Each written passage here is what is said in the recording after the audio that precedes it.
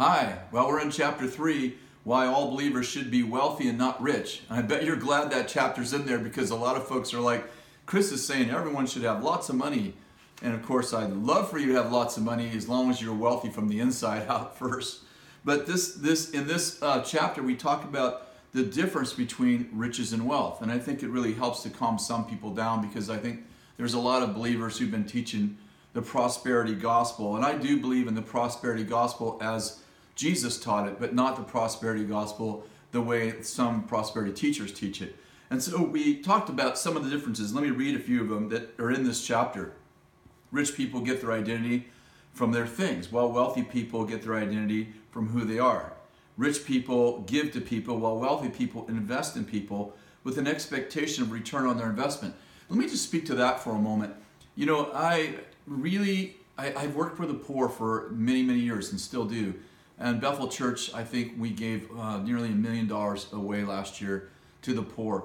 I really believe in giving. So that being said, I want to add to that sometimes we give people into an ecosystem of poverty.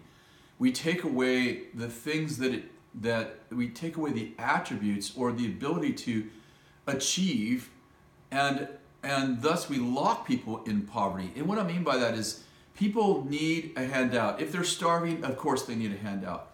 But in the midst of that handout, we need to give people a hand up. We need to make sure that we don't just give to people, but that we invest in them.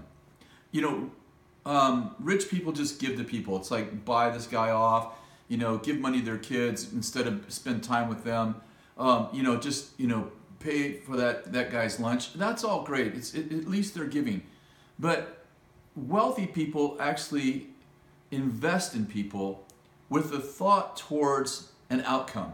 In other words, I'm investing in this homeless person, and my goal is to hopefully help that person take the next step in their life journey. I'm helping the people in the darkest villages of Africa, maybe in Mozambique. I give a lot in that area, but I don't want them to be poor forever. I don't want them to be needy and starving forever. So I'm investing in them. I'm not just giving them, I'm investing in them.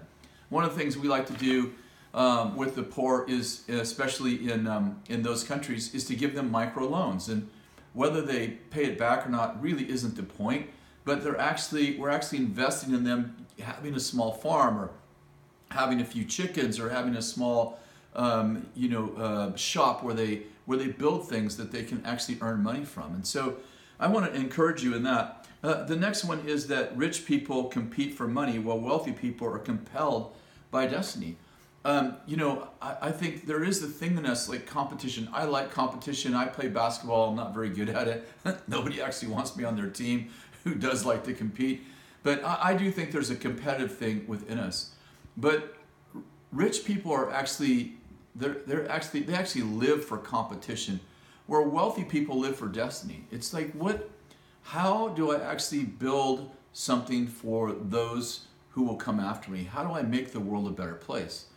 And I know wealthy people want to be the best in the world as opposed to the best, or maybe I should say this way, wealthy people want to be the best for the world, not so much the best in the world. And those are just kind of some distinctions. Let me give you one more. Rich people step on others to move up, while wealthy people measure success by the people they help up. I think this is really good because Jesus said that no man has more love than this, than he lay down his life for his friend. And the truth is that there are a lot of people laying down their friend for their life. Like, they just use people. You probably know people like this that, they come around when they want something, and when they don't need something, they don't come around. And really, those kind of folks, that's a poverty mindset. And I believe that wealthy people, they want to help people up, but they don't measure their success by how high they are. They measure their success by how many people they help get to a better place in life. So, and by the way, we should note that true prosperity, always begins with give. Jesus said, give and it shall be given to you, pressed down, shaken together, and running out all over. There's a great story in there about a watch I gave away. I'll let you read it. But the point of that story is that I started out with a kind of inexpensive watch, and the Lord gave me a better one, and I gave that one away, and the Lord gave me a better one, and then I gave that one away, and I finally ended up with this pretty expensive watch, and the Lord's like, okay, I want you to give that one away. I'm like, no, I can't give this. This is my favorite, And the Lord's like, okay, that's the level of prosperity that you're stuck at. The level of prosperity where you stop giving is the level of prosperity you're stuck at. And when I realized that, I'm like, oh, he can have the watch. Because I didn't understand that the Lord wasn't just saying give. He was like, at what level of prosperity do you want to, what is your lid?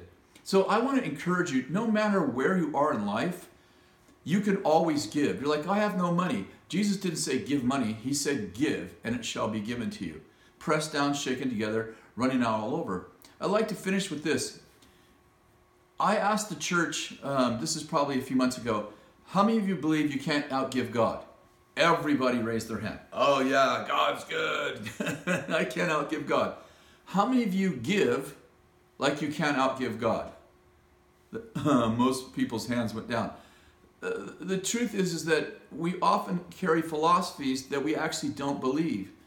If I actually believe that I can't outgive God, of course, if I can't outgive God, then I am prone to prosperity. If I give God $1, he gives me $3 back. If I give him $3, he gives me $10 back. If I give him $10, he gives me $100. You can see that this ecosystem of giving actually creates prosperity. So the point is, if I can't outgive God, then that means two things. One is I should give, because if I'm in need, the best way to actually find prosperity is in giving. And secondly, there's no lid to prosperity if I can never outgive God, because at whatever level I give, he gives more. I want to really encourage you, just dig into this chapter really well and think through, like, how am I becoming rich? Am I stuck in a poverty mindset? Do I really understand that wealth actually begins from the inside out? Do I have a wealthy mindset? Am I afraid that there's not going to be enough? When I give, am I stingy? Like, I'll give you this little bit because I actually don't believe that God is good, that God will actually outgive me. Think of those things as you're reading this and apply them to your personal life. God bless you. I'll see you next week.